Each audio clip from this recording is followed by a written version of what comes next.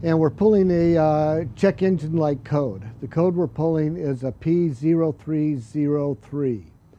So that's an engine misfire code. The 03 at the tail end says that it's happening on cylinder number 3. So the most likely cause of that is spark plugs getting just too old. They haven't been changed out in a timely manner according to a maintenance schedule. So clearly the first thing we want to do is change out the spark plugs and see if that resolves the problem.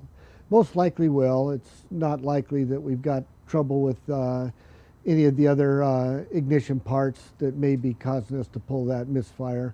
But that's the way we're going to proceed. So we're going to go ahead and pull the spark plugs. Of course, we want to change all the spark plugs, and so that's what we'll be doing in this video.